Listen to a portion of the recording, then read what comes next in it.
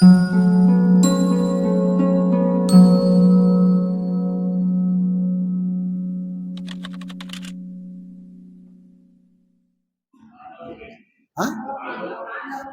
ప్రియ, తాండవ ప్రియుడు శివుడు తాండవ ప్రియుడు, తాండవం చేస్తుంటాడు.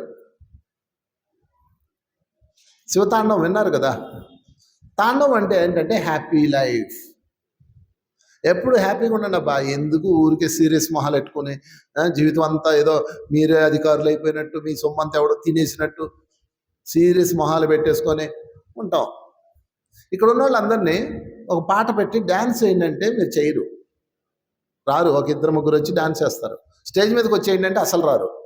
ఎవరో కాస్త స్టెప్స్ వచ్చిన వాళ్ళు వచ్చి చేస్తారు. మిగతా వాళ్ళు ఎందుకు రారు అంటే రాదు అని చెప్తారు. గుడ్. మీ ఇంట్లో ఎవ్వరూ లేరు, మ్యూజిక్ పెట్టుకున్నారు, వంటగదిలో మీరు ఒక్కళ్ళే ఉన్నారు, వంట చేస్తున్నారు. ఏం చేస్తారు మీరు?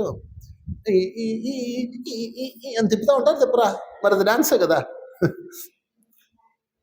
పాటలు పాడడం రాదు మీకు. మైక్ ఇచ్చి పాడండి అంటే పాడలేరు. కానీ బాత్రూంలో పాటలు పాడతారు. బాత్రూంలో తలుపేసి లలలా అని పాడతారు. పాడరా? ప్రతి ఒక్కళ్ళు పాడతారు బాత్రూంలో. ఎందుకు పాడతారు? అక్కడ ఎందుకు పాడతారు? అదేదో ఇక్కడే పాడవచ్చు కదా. చెప్పండి. అక్కడ ఎవరు లేరు అంటే ఎవరేమన్నా అనుకుంటారేమోనని మన భయం. అంటే మీరు జీవిస్తుంది ఎవరి కోసం? ఇతరుల కోసం జీవిస్తున్నాం. అదే పిల్లలు పాడుకుంటుంటారు, గమనించారా? పిల్లలు పాడుతూనే ఉంటారు. వాళ్ళు ఎక్కడ పాడతారో పట్టేస్తారు ఆ పాటలని. ఏ ఎఫ్ఎంలోనో రేడియోలోనో వింటారు కదా, పట్టేస్తారు, అవి పాడుతూ ఉంటారు. వాళ్ళకి ఎవడేమనుకుంటాడు? బెంగలేదు వాళ్ళకి. పిల్లలకి ఏ బెంగ లేదు. చాటర్ బాక్స్లో అరుస్తుంటారు, పెద్దగా నవ్వుతుంటారు. దెబ్బ తగిలింది అనుకో, మీరు ఏడుస్తారు. అసలు ఏడవరు. పిల్లలు బేరమని ఏడుస్తారు. చిన్నప్పుడు నాకు దెబ్బ తగిలి ఏడుస్తుంటే మా వాళ్ళు ఏమన్నా, రే ఒక పిల్లోడు ఏడవకూడదు అన్నారు. ఇదొక దరిద్రం. ఏమండి, నొప్పికి బాధకి మగ ఆడ ఉంటుందా చెప్పండి? మగపిల్లోడు ఏడవకూడదు, ఆడవాళ్ళు నవ్వకూడదు. ఇదొక దరిద్రం. నవ్వడం చేతగానే వాళ్ళు ఎవరో కనిపెట్టారు, ఆడవాళ్ళు నవ్వకూడదు అట్ట. నవ్వే ఆడదాన్ని నమ్మకూడదు. ఏదో సామెత, దిక్కుమాలిన సామెత కూడా ఉంది, ఏడ్చే మగ నమ్మకూడదు. లోపల ఏడుపు వస్తుంటుంది. ఇలా ఉంటాడు, పిచ్చి మంద. హాయిగా ఆడవండి, ఏడుపు వస్తే. నవ్వొస్తే హాయిగా నవ్వండి. ఎవరి కోసం జీవించకండి, మీకోసం. మీరు పక్కవాడికి ఇబ్బందికి పెట్టకుండా మీరు ఏమైనా చేయొచ్చు. పక్క వాళ్ళని ఇబ్బంది పెట్టకండి. నవ్వమన్నాను కదండి, హా హా హా అని పెద్ద అందరు చెవులు బయలేటట్టు నవ్వకండి. హాయిగా నవ్వచ్చు, పక్క వాళ్ళకి ఇబ్బంది లేకుండా ఏమైనా చేయొచ్చు. మనం జీవితం అంతా పక్క వాళ్ళ కోసం గడిచిపోతుంది. ఎప్పుడైతే మీరు పక్క వాళ్ళ కోసం జీవిస్తున్నారో, మీరు తాండవం ఉండదు, మీ దగ్గర తాండవం ఉండదు, లోపల ఉంటుంది. లోపల అందుకే చూడండి, ఏదైనా పాట పెడితే మీకు తెలియకుండా కాలు ఇట్టిట్ అంటుంటుంది, కాలు అంటుంటుంది, చెయ్యి అంటుంటుంది, వేళ్ళు ఇట్టిట్ అంటే ఇట్టిట్ అంటుంటుంది. అదేదో మొత్తం అనొచ్చు కదా. భయం, ఎవరేమన్నా అనుకుంటారని భయం. మీకోసం మీరు బతకండి మిత్రులారా. ఎలా నచ్చితే అలా జీవించండి. ఎవడేమనుకుంటే అనుకోనివ్వండి, వాడి భావన వాడిష్టం. మనం మనలా జీవించాలి, ఇబ్బంది పెట్టకుండా మనం ధర్మబద్ధంగా సమాజబద్ధంగా జీవించాలి. మళ్ళీ జీవించమన్నారని బట్టలు చింపేసుకొని జీవించేయకూడదు. సంఘ ధర్మం ప్రకారం, కుటుంబ ధర్మం ప్రకారం, వ్యక్తిగత ధర్మంలో జీవించాలి. అర్థమవుతుందా? సమాజ ధర్మం ఉండాలి, వ్యక్తిగత కుటుంబ ధర్మం ఉండాలి, గౌరవించాలి. రెండింటిని రెస్పెక్ట్ చేస్తూ నువ్వు జీవించాలి.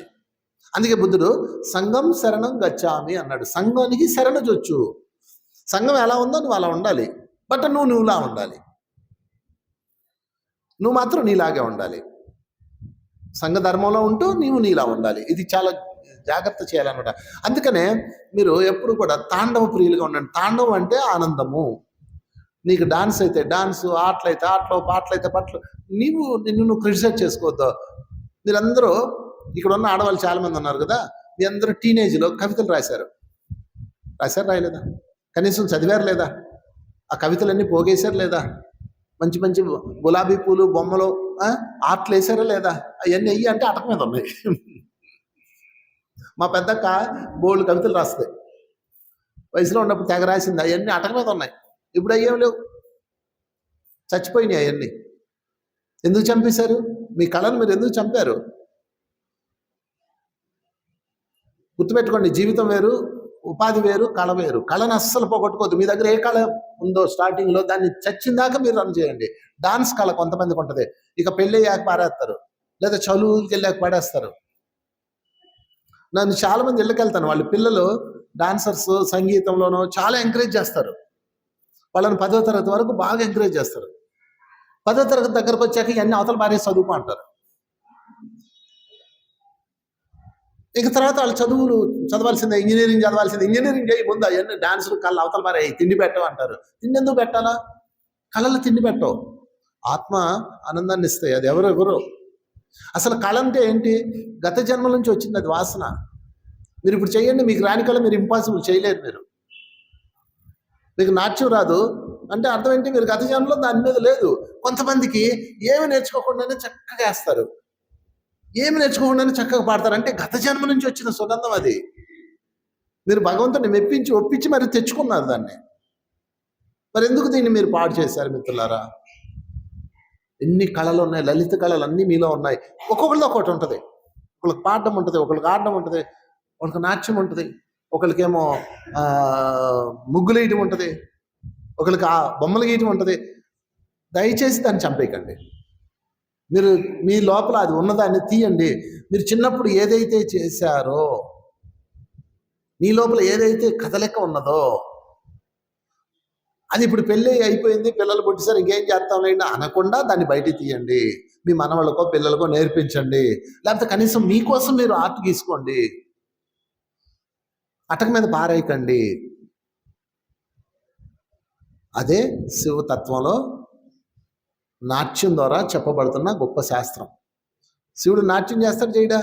తాండవ ప్రియుడు అంటే అర్థం ఏంటి? నాట్యం చేసుకుంటాడు ఆయన, ఎవరితో ఆయనకి సంబంధం లేదు. మీరు దయచేసి మీ కళను ఒప్పించండి. ఈ రోజు నుంచి ఉందా లేదా? ఉన్నవాళ్ళు చేతులు ఎత్తండి. నీకే కళ ఉందమ్మా? ఏముంది? చిన్నప్పుడు ఏముంది నీకు? డ్రాయింగా? ఇప్పుడు చేస్తున్నావా?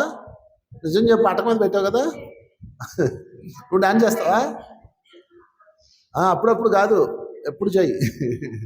రోజుకో 10 నిమిషాలన్నా ప్రాక్టీస్ చేయండి, వదలకండి. ఇంకెవరు కళలు వచ్చి? నీకేం వచ్చరా? ఆట ఉన్నాయా? పేపర్లు ఉన్నాయి ఇంట్లో? అటక మీద పారేసావా? తీ, అన్ని క్రెయిన్స్ అన్ని కొనుక్కో, రోజుకు ఒక ఆర్ట్ చేస్తూ ఉండు. మీరు చనిపోయే రోజు కూడా రోజు వరకు ఆపకూడదు. ఏదో ఒకటి దాన్ని జస్ట్ బొమ్మకి, అదేమో అడ్డు కాదు కదా నీకు. రోజుకు ఒక పావు గంట దాన్ని కేటాయించుకోండి, మీతో పాటు వచ్చిన మీ లలిత కళలకి. ఇంకేం లేవా? ఇంకెవరు జెంట్స్ ఎవరు లేరా? ఏమయ్యా, ఏం లేవా మీ కళలో?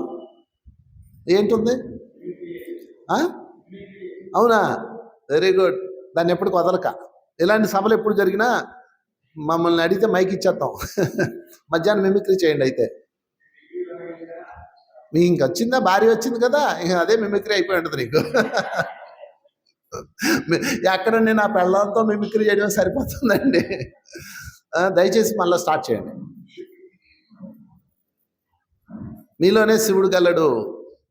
ఆ శివుడు కోరుతున్నాడు అది. మిమిక్రీ అంటే ఏమయ్యా, ఎవడో వాయిస్ను వాళ్ళ దించడం ఎంత గొప్ప విద్య అది. ఎలా పాడేస్తావు నువ్వు? రేపు అడుగుతారు మిమ్మల్ని పైకి వెళ్ళాక, తెలుసా? మీరు చచ్చి పైకి వెళ్తారు, వెళ్ళరా? అడుగుతారు. నన్ను ఒక విద్య ఇచ్చాను, ఏం చేసావు అంటాడు నాట్యకారుడు అక్కడ. ఆ మహాదేవుడు అడుగుతాడు నిన్ను. ఏమోనండి, పిల్లలు పుట్టేశారండి, ఇళ్ళండి, అదండి ఇదండి, ఏదో కారణాలు చెప్తావు. నో కారణాలు. నిజంగా నువ్వు అనుకుంటే రోజుకు ఒక గంట దానికి పెట్టచ్చు. ఒక కళ ఏదో ఉంటుంది నీ దగ్గర, గుప్తంగా ఒక కళ ఉంటుంది, తీయండి. నీ దగ్గర ఏంటుంది? వేసేయి. పెయింట్ డబ్బా పట్టుకో, ఎవరు సేర దొరికితే దానికి పూసేయి. నీకేముంది? నీకే పాటలు పాడతావా? Very good. మధ్యాహ్నం మైక్ ఇస్తాను, చంపేయి. నీకురా? కవితలు రాస్తావా? వేసే అంతే. పుస్తకాలు చంపేయాలా? మీకోసమే కదా మీడియా ఉంది. ఫేస్బుక్ ఒకటి సృష్టించుకోండి, ఫేస్బుక్ ఒక అకౌంట్ క్రియేట్ చేసుకోండి, వాట్సాప్ గ్రూప్ పెట్టుకోండి, ట్విట్టర్ ఉంది. ఇన్స్టాగ్రామ్ ఉంది మీకంటూ ఒక పేజ్ ఇచ్చింది గూగుల్ మాతకి చెప్పలు కొడదాం. ప్రతి ఒక్కరికి ఒక లైఫ్ ఇచ్చింది. యూట్యూబ్ ఛానల్ పెట్టండి. ఏమైనా ఒక యూట్యూబ్ ఛానల్ పెట్టు, రోజుకు ఒక మిమిక్రీ చేసి వదులుతూ ఉండు. అది ఎవడు చూస్తాడు ఆడు చూస్తాడు, నీకు అనవసరం. గూగుల్లో మనకంటూ ఒక పేజ్ ఉండాలి. మా చింటుగాడి ఛానల్ పెట్టాడు, మీకు తెలుసా? మా చింటుగాడికి ఎంత 10 ఏళ్ళు, వాడు ఒక ఛానల్ క్రియేట్ చేసి వాడు దిక్కుమాలిన బొమ్మలన్నీ తయారు చేసి వాటితో ఆడుకుని అని అందులో పెట్టేస్తుంటాడు. నేను ఒకసారి షాక్ అయ్యాను. గుర్రె ఈడే ఛానల్ పెట్టేసాడు, నేను పెట్టలేకపోయినాను. అప్పుడు ఛానల్ పెట్టాను. నేను ఛానల్ పెట్టిన తర్వాత నా వాయిస్ వేల మందికి వెళ్ళిపోయింది. మీ అందరూ ఛానల్ ద్వారానే వచ్చారు నాకు, అవునే కదా? డిజిటల్ బోర్డు ఓపెన్ చేయండి మిత్రులారా. నీ దగ్గర వ్యాపార కళ ఉందా? చెయ్యి, డిజిటల్ బోర్డు పెట్టు, 4 చీరల మీద వేసుకో, ఫోటోలు దిగు. మిత్రులారా చీర చూడండి కొత్తగా వచ్చింది అని వదులు వీడియో. ఎవడు కొనాలో ఆడు కొంటాడు. ప్రపంచం ఇప్పుడు చిన్నదైపోయింది. నువ్వు ఎక్కడికి వెళ్ళక్కర్లా, నీ ఇంట్లోనే నువ్వు సృష్టించుకోవచ్చు ఎన్నో. ఓపెన్ చేయండి, మీ బ్రెయిన్ ఓపెన్ చేయండి, మీలో ఉన్న కళలు ఓపెన్ చేయండి, మీలో ఉన్న టాలెంట్ ఓపెన్ చేయండి. మూసేయకండి. పెళ్ళి అయిపోయింది ఇది తప్ప ఇంకో దరిద్రమైన మాట రాదు మీకు. అంటే పెళ్ళి అంటే అన్నీ అయిపోయినాయి అని, దుకాణం కట్టేయడం అని, సర్వనాశనానికి నాందని చెప్తున్నారు. పిల్లలు ఎందుకు పెళ్లి చేసుకుంటారు అప్పుడు? ఇప్పుడు పిల్లలు ఎవరు పెళ్ళిళ్ళు చేసుకోవట్లా. ఎందుకంటే మీరు చేసిన నిర్వాహకం అదంతా. పెళ్లితో అన్నీ అయిపోయినాయి, ఇంకేం లేవు అనే దరిద్రమైన ఒక సైన్ ఇచ్చారు మీ అందరూ. మొగుడు పిల్లలు కొట్టుకోవడమే పెళ్ళంటే, గొడవలే పెళ్ళంటే, కష్టాలే పెళ్ళంటే, నరకమే పెళ్ళంటే. వాడేమో వద్దురా సోదరా పెళ్ళంటే 100 ఏళ్ళ మంటరా అని ఒకడో సినిమా తెస్తాడు. వీడేమో జబర్దస్త్ లాంటి కామెడీ షోల్లో కూడా భార్య భర్తలు అంటే నరకానికి స్పెల్లింగ్ చూపిస్తారు. ఎందుకు పిల్లలు పెళ్ళిళ్ళు చేసుకుంటారు? అవన్నీ చూసి ఈ గొడవలు మనకెందుకు రా అని చక్కగా వాళ్ళు లివింగ్ కనిపెట్టారు. లివింగ్లు డేటింగ్లు నడిపేస్తున్నారు. ఇంకేం చేస్తారు మీరు చెప్పండి? భార్యాభర్తల అనుబంధం అపూర్వమైనది, అనురాగం అద్భుతమైనది. సీతారాములు ఎన్ని కష్టాలున్నా ఎంత అనురాగంతో ఒకరి కోసం ఒకరు తప్పించి జీవించారు. లేదా సీతారాములు కదా ఎప్పుడైనా చెప్పారా మీరు? దరిద్రమైన ఎగ్జాంపుల్ చూపిస్తారు అన్నిట్లో. సీతారాములు కథ చూపించండి. సీత కోసం రాముడు వారధి కట్టి మరి వెళ్ళాడు. చూపించండి భార్యాభర్తలు ఎంత అనురాగంతో ఉన్నారో. ఎన్నో కథలు ఉన్నాయి, ఎన్నో కథలు. ఆడదాకా ఎందుకు, మీ కథే ఉంది. మీ భార్యాభర్తలు కొట్లాడుకున్నారు, ఎంత అనురాగంతో ఉన్నారు. అది ఎందుకు చెప్పట్లేదు మీరు పిల్లలకి? ఎక్కడ చూసినా పిల్లలకి నెగిటివ్ ఫీడ్ చేసి పారేశారు. దాంతో వాళ్ళల్లో ఉన్న అంతరించిపోయింది పెళ్లి చేసుకోవాలన్న ఆలోచన. ఇప్పుడు ఇంకో దరిద్రం స్టార్ట్ అయింది, మీకు తెలియదేమో. థర్డ్ జెండర్ తయారైపోయింది. థర్డ్ జెండర్ మొగళ్ళు పెళ్లిళ్ళు చేసుకుంటున్నారు, ఆడవాళ్ళు పెళ్లిళ్ళు చేసుకున్నారు. ఏదో కష్టాలు వాడి చేతిలో నేనెందుకు సాగడం అని 2 ఆడవాళ్ళు కలిపి ఒక సహజీవనం చేస్తున్నారు. ఎంత దారుణమైన స్థితిలోకి వెళ్ళిపోతున్నాం తెలుసా మనం? కారణం మనమే. మన పిల్లలకు అలాంటి సైన్ ఇచ్చేసాం. సైన్ మార్చండి. తాండవ ప్రియులు అయిపోండి మీరు కూడా. జీవితం అంటే రంగుల ఆట, జీవితం అంటే వసంతం, జీవితం అంటే పాట. కొట్లాట ఉంటుంది, కొట్లాట లేకపోతే మజా ఉండదు. కొట్టుకోవాలి, కలిసిపోవాలి అని పిల్లలకి చెప్పాలి మీరు. మీరు సైన్ అలా ఉంటే వాళ్ళు అలా ఉంటుంది. మన తరం ఇలా ఉంటే వాళ్ళు కోరిక కలుగుతుంది, నాకు కూడా ఒక మంచి భార్య కావాలి, నాకు కూడా మంచి భర్త కావాలి, నాకు మంచి కుటుంబం కావాలి అని వాళ్ళకు ఒక వస్తుంది. మొత్తం నాశనం చేస్తున్నాం మనమే. మన నెక్స్ట్ తరానికి ఏమి సైన్ ఇస్తున్నాం చూసుకోండి. అందుకని మిత్రులారా, జీవితాన్ని రంగులమయం చేయండి. వసంతం, తాండవం. జీవితం అంటే తాండవం. నాట్యం చేయండి, పాటలు పాడండి, ఆటలు గీయండి. శివుడు అదే చేస్తున్నాడు కదా. మరి నువ్వేం చేస్తున్నావు? ఓం ముక్కంటాయ నమః, ఓం నాట్యప్రియాయ నమః, ఓం తాండవాయ నమః అయిపోయింది. కాదు, ఇన్బిల్ట్ యువర్ పర్సన్. అప్పుడు శివుడి వల్ల నీకు ఉపయోగం. ఆయన నాట్యం చేస్తే నువ్వు చూస్తావు, నువ్వు కూడా చెయ్యి.